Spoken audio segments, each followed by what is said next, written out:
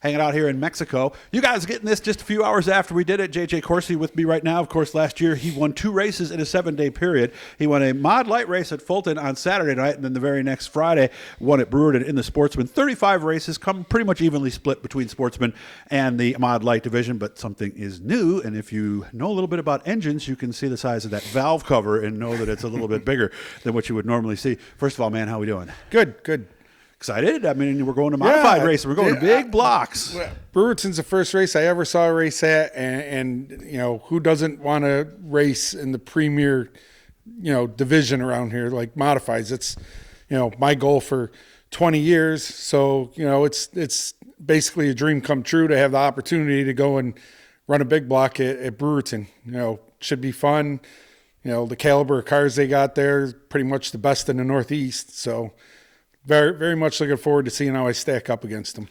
So what do we have? Is it the same car as before? We got a TO, right? This is our Sportsman from last year. This is our 19 TO. Very good car. TO builds a great car. They really do.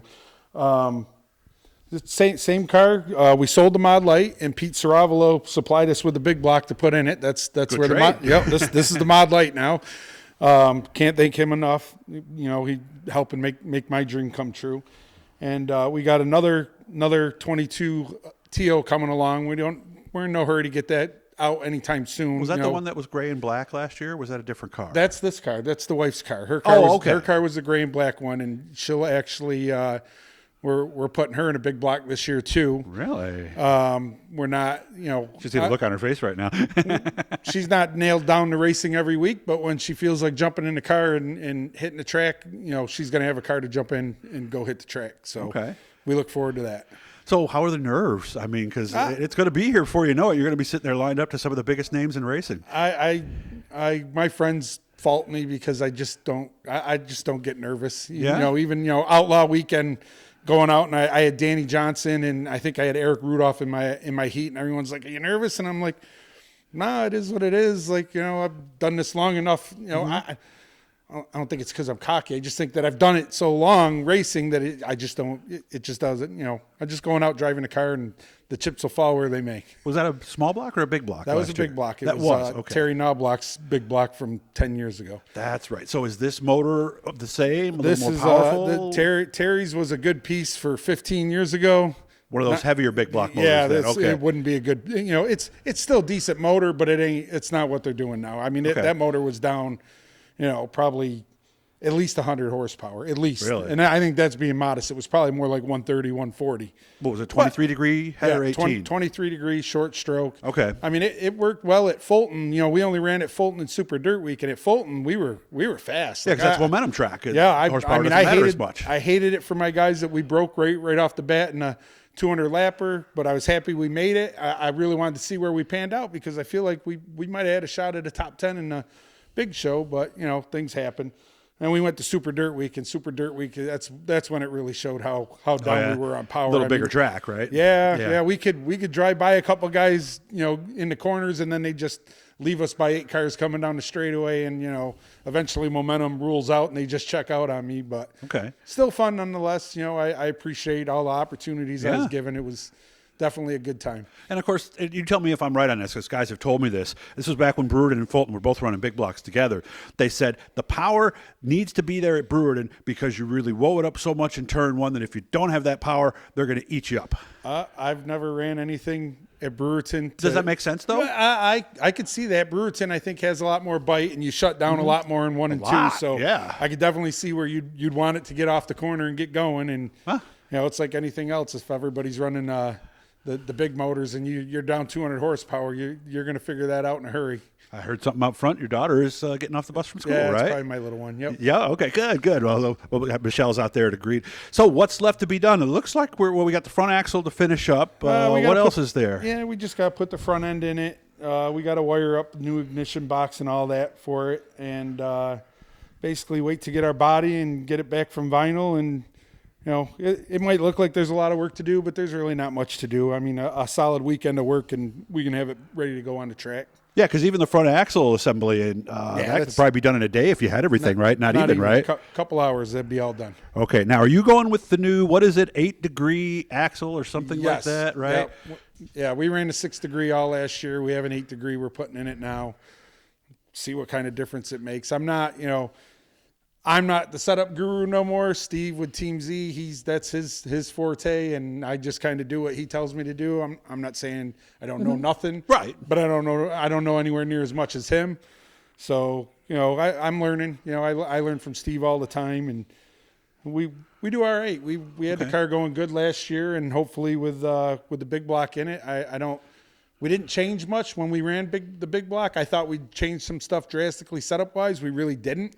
And we were really fast right out of the box. So I was like, oh, all right, maybe it's not, maybe we could do it. Well, there's a lot more weight in the front, right? There is a lot more weight in the front. Yes. Yep.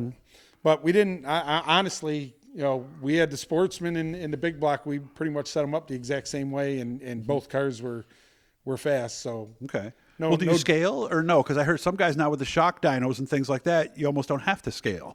No, but I'm old school, so I put it on the scales. But basically, Steve takes the shocks and the springs and he dynos them, and then he gives them to me and says, "Put them on." And me, just because I'm old school, where every time we race, I bring the car home, we go through it, we scale it. That's just always been our routine. So I put it on the scales just for peace of mind to know where it's at. Okay, got enough coil springs and everything.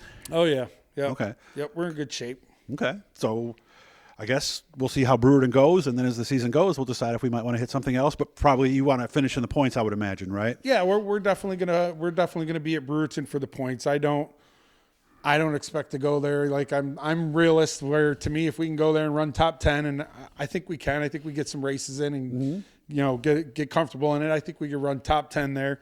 I'm good with that. To me, if we could finish top 10 in points, that'd be incredible. Even if it was 10th, that'd be big for me. I'd call that a win. Okay, what color's car going to be? What number? Because you've had so many numbers lately, I don't even remember your regular number. 4. It'll still be the Z4, and it's going to be blue and black with fluorescent orange in it. It'll be nice. It'll be sharp when it's done. Nice.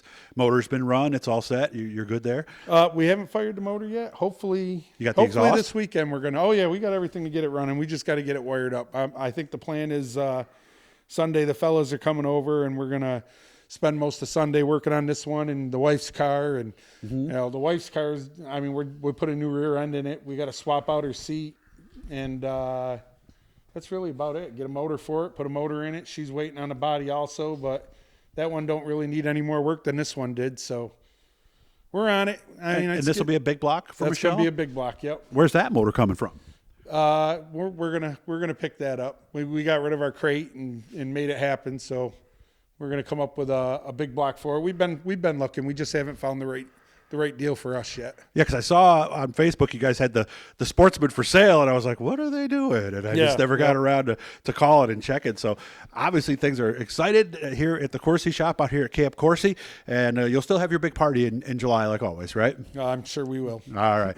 Good to see you. And again, hit the Blue E guys that'll subscribe. Did I miss anything that you wanted to get out? Or are we good? I just want to thank Steve and Team Z for his help, and Pete Saravolo for all his help, and Garrett Glasby, and Fireworks King. Everybody that helps me. Claverick Services out in Hudson for all they do.